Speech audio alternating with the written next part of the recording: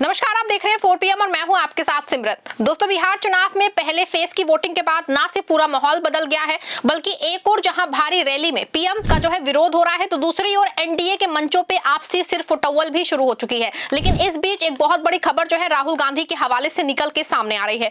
खबर यह है कि राहुल गांधी ने वोट चोरी के एटम बम और हाइड्रोजन बम के बाद अब सीधे मोदी सरकार पे वोट चोरी का एटम बम फोड़ने का ऐलान किया है। आपको बता दें दोस्तों, जैसे ही राहुल गांधी ने यह ऐलान किया है, हड़कंप मच गया है। एक और जहां तेजस्वी यादव अपनी बात कहते कहते रोने लग गए, तो एनडीए के साथ बैक टू पवेलियन की हालत हो गई थी। कैसे पहले फेज के चुनाव के बाद पूरा खेल बिहार में पलट चुका है और राहुल गांधी एटम बम और हाइड्रोजन के बाद मोदी सरकार पे कौन सा बम फोड़ने जा रहे हैं, सब कुछ आपको प्लीज रिपोर्ट में बताने वाले हैं। दोस्तों, बिहार में फर्स्ट फेज की वोटिंग हो चुकी है। कांग्रेस के इंटरनल सर्वे बता रहे हैं कि और सट्टा बाजार से जुड़े जो है सर्वे में सारा खेल पलट गया है। महागठबंधन ना सिर्फ बम्पर तरीके से चुनाव जीतने जा रहा है, बल्कि उसकी सरकार बनना भी लगभग तय हो गया है। इंडिया गठबंधन को पहले ही चरण 80 सीटों के मिलने का अनुमान लगाया जा रहा है, तो दूसरी ओर जो है एनडीए 40 या उससे भी कम सीटों पर सिमट के रह सकता है। आपको बता दूं कि सारा जो कमाल है बिहार में जेनजी करता हुआ दिखाई दे रहा है, और यही वजह है कि पूरा चुनाव जेनजी ने सिर्फ वोट देने का जिम्मा अपने सिर पे लिया है, बल्कि हर बूथ और पोलिंग स्टेशन की निगरानी कर रहे हैं। और हर वो व्यक्ति जो संदिग्ध, चाहे वो पुलिस हो या फिर नेता, सबकी जम के खबर ले रहे हैं। आपको बता रहे कि जेनजी के सपोर्ट से एक और जहां राहुल गांधी बहुत उत्साहित हैं, उन्होंने जेनजी के सामने और जेनजी के लिए मोदी सरकार वोट चोरी की सरकार है, इसको साबित करने का दावा किया है। आपको बता दें कि जैसे ही राहुल गांधी ने ये बात मीडिया के सामने कही है, पूरा हड़कंप मच गया है। सुनिए राहुल गांधी ने क्या कुछ कह दिया। हरियाणा का जो चुनाव है वो एक्चुअली चुनाव ही नहीं था, वो होलसेल चोरी हुई है।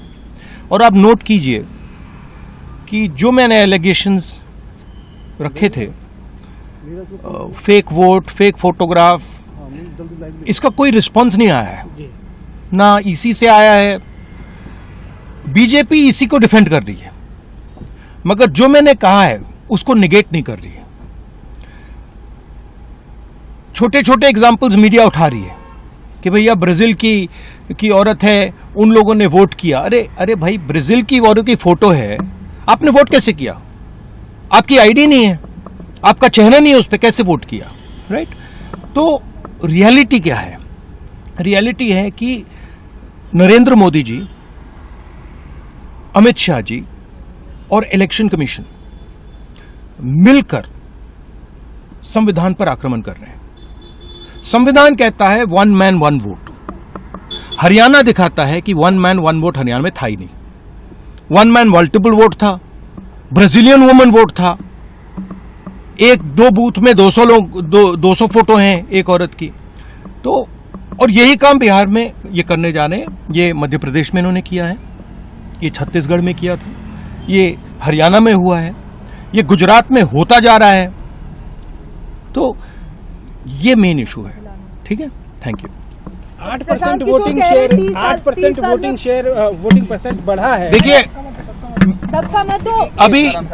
अभी प्रोसेस चल रहा है, हमारे पास बहुत सारा मटेरियल है, वो प्रोसेस हम चलाते जाएंगे।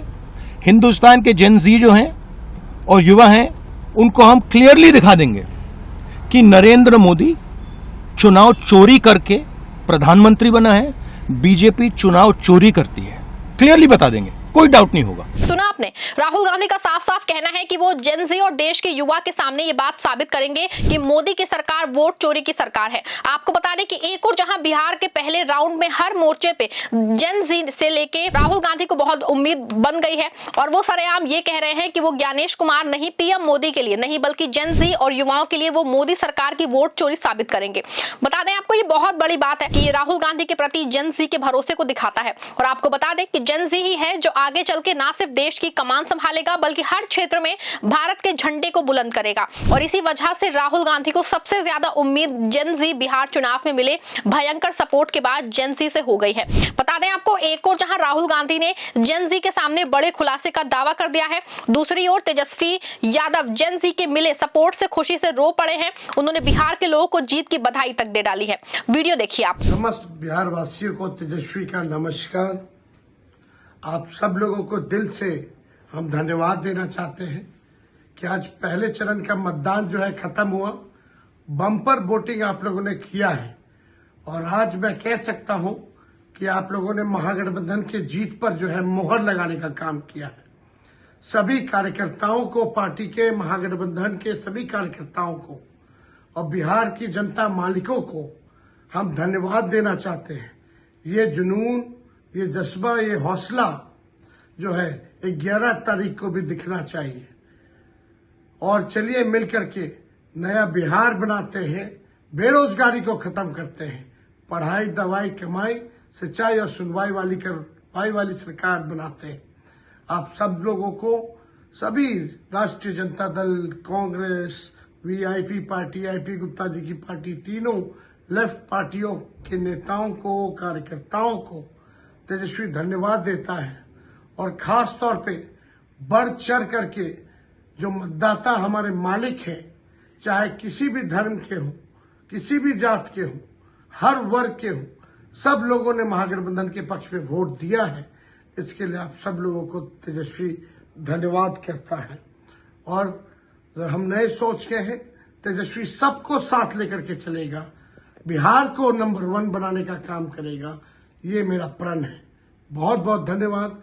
जय हिंद, जय बिहार। देखा आपने दोस्तों, आपको बता दें कि बिहार चुनाव महागठबंधन के पक्ष में सिर्फ और सिर्फ जेन जी की वजह से जाता हुआ दिख रहा है। जेन जी ना सिर्फ सवाल करने से चूक रहा है, बल्कि हालात ये हो गए हैं कि आज मोदी जो है, जब औरंगाबाद की रैली में अपनी सभा को संबोधित कर रहे थे, तो एक जेन जी ने सरेआम पोस्टर लहरा के पीएम मोदी से सवाल कर दिया कि दलितों के साथ अन्याय क्यों। इस पे पीएम साहब ने ना तो उसको बुलाया, ना तो उसकी समस्या पूछी और उनको जो है भरोसा भी नहीं दिलाया कि देश बाबा साहेब के संविधान वाला देश है, यहाँ सब बराबर है। बल्कि इससे अलग उस लड़के को बुरी तरह से ढकेलती हुई पुलिस ने रैली स्थल से बाहर ही निकाल दिया। आपको बता दें कि अभी 2 दिन पहले प्रियंका गांधी की रैली में एक जेन जी ने बोलना चाहा, तो उसको लड़के को जो है प्रियंका गांधी ने ना सिर्फ बोलने को कहा था, बल्कि स्टेज पे बुला के उसकी बात को भी सुना था। बता दें आपको कि ये काम अपने पीएम साहब भी कर सकते थे, लेकिन नहीं किया। और यही वजह है कि जेन जी बिहार चुनाव में महागठबंधन के साथ खड़ा दिखाई दे रहा है।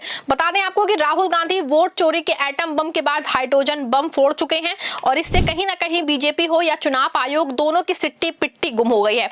लेकिन जो जनता के सामने वोट चोरी के आरोपों को सिरे से खारिज कर रहे हैं, जबकि इस बात का कोई सबूत नहीं ला पा रहे हैं कि राहुल गांधी के दावे झूठे हैं। बस बीजेपी और ज्ञानेश जी का विभाग मन घड़त कहानियां बना रहा है, उनको बिहार चुनाव में भारी कर रहा है। जी हाँ, 3 दिन पहले जब राहुल गांधी ने अपने वोट चोरी अभियान की एच फाइल निकाली थी, तो उसमें ये बिहार में भी वोट चोरी का जिक्र था। और अब जब वहां पे रिपोर्टर्स की टीम पहुंची, तो ये बात कहीं साबित हुई है। आपको बता दें कि राहुल गांधी ने बिहार के जमुई जिले के धर्मपुर में वोट चोरी होने की बात कही थी और अब कई चैनल्स के रिपोर्टर्स पहुंचे हैं, जिससे बात साफ हो गई है कि गांव में तकरीबन 170 के आसपास लोगों के वोट काटे गए हैं।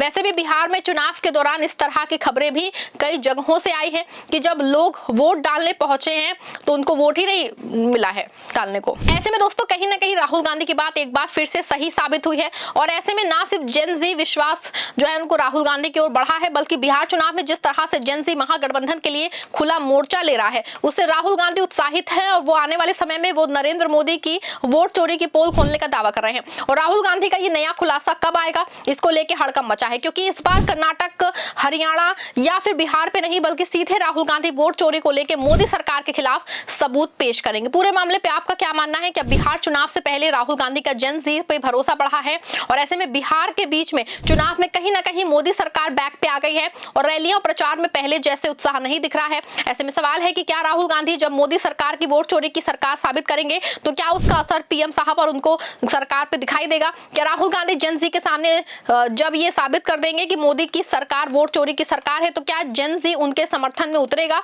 पूरे मामले पे आपकी जो भी राय है कमेंट में जरूर शेयर करिए। खबर को लाइक और शेयर करिए।